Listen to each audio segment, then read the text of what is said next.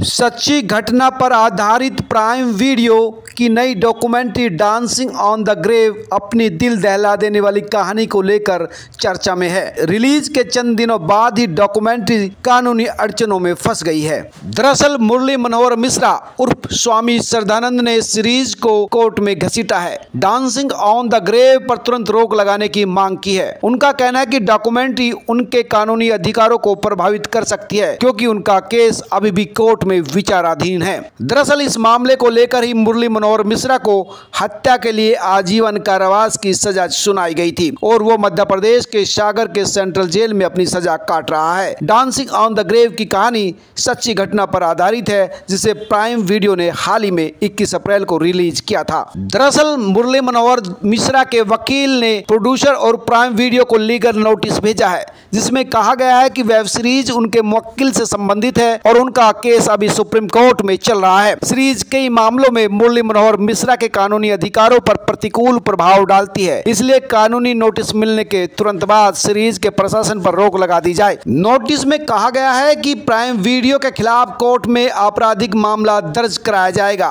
इसके लिए प्लेटफॉर्म जिम्मेदार है। इसके अलावा इस कानूनी कार्रवाई के लिए मुरली मनोहर मिश्रा के वकील ने 55,000 रुपए की रकम भी मांगी है। सीरीज की कहानी 1990 में शकीरा नमाजी की हत्या पर आधारित है, जो कि एक शाही परिवार से ताल्लुक रखती थी। शकीरा नमाजी की हत्या कर दफनाने का आरोप उनके पति मुरली मनोहर मिश्रा पर लगा था, जिन्हें पुलिस ने जांच में दोषी पाया था और फिर उनको उम्र कैद की सजा सुनाई गई थी। दरअसल शकीरा नवाजी का असली नाम शकीरा खलीली था, जिनका जन्म आजादी से ठीक पहले 27 अगस्त 1947 को मद्रास में हुआ था। वो एक बड़े दीवान परिवार से ताल्लुक रखती थी और उनकी परवरिश एक नामी और रईस पर्शियन मुस्लिम फैमिली में हुई थी। इस परिवार का एक घर सिंगापुर में भी था। शकीरा की पढ़ाई भी सिंगापुर में हुई थी।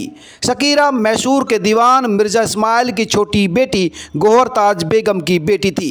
उनके पिता का नाम गुलाम हुसैन नवाजी था। शकीरा के बारे में कहा जाता है कि वो बला की खूबसूरत थी और आज़ाद विचारों वाली एक महत्वाकांक्षी महिला थी। उन्होंने अपने चचेरे भाई अकबर खलीली से शादी की थी। जब उनकी शादी हुई तो उस वक्त उनकी उम्र 18 साल थी। इस शादी से उन्हें 4 बेटियां हुई। उसके बाद पति अकबर सरकारी कर्मचारी थे और अक्सर विदेशों में रहते थे। वो ऑस्ट्रेलिया और ईरान में दूत रहे। वे अपने काम के सिलसिले में अक्सर बाहर ही रहा करते थे। शकीरा के पास कहने के लिए सब कुछ था, लेकिन उनकी एक बड़ी तमन्ना थी कि उसके एक बेटा भी हो। शकीरा अपनी 4 बेटियों से बहुत प्यार करती थी और अपनी दूसरी बेटी सबा खलीली संग उनका गहरा लगाव था। लेकिन जैसे जैसे बेटियां बड़ी हुई और अपनी अपनी दिनचर्या में व्यस्त हो गई, शकीरा अपने आप को अकेला और मायूस महसूस करने लगी। उनके पति भी कई कई दिनों तक बाहर रहते थे। ऐसे में दूरी उनके रिश्तों के बीच में आ गई और शकीरा ने उन्हें तलाक दे दिया। और इस दौरान शकीरा स्वामी श्रद्धानंद मिश्रा के करीब आ गई। वैसे तो स्वामी श्रद्धानंद मिश्रा बहुत ही शांत और निर्मल स्वभाव के आदमी थे, लेकिन उन पर अपनी पत्नी के कत्ल का इल्जाम लगा और वो 28 साल से ज्यादा वक्त से जेल के अंदर हैं। श्रद्धानंद भले ही अपनी पत्नी को मारने का गुनाह आज तक स्वीकार न कर पाया हो, लेकिन कानून ने उनको सजा दी कि श्रद्धानंद ने ही अपनी पत्नी शकीरा को कत्ल करके घर में दफन कर दिया था। दरअसल जब शकीरा अपने जीवन के सबसे बुरे दौर से गुजर रही थी तो उस वक्त उनकी जिंदगी में श्रद्धानंद आए। दरअसल घरेलू मसलों को सुलझाने के लिए श्रद्धानंद उनको सलाह दिया करते थे और उनके घर में आना जाना भी हो गया। हालांकि शकीरा की बेटियां उन्हें खास पसंद नहीं करती थी, लेकिन दोनों के बीच नजदीकी बढ़ गई और शकीरा ने धर्म के खिलाफ जाकर भी श्रद्धानंद से शादी की। लेकिन शकीरा को कहां पता था कि उसे अपने जीवन में तन्हाई के बदले खुशियों की इतनी बड़ी कीमत चुकानी पड़ेगी।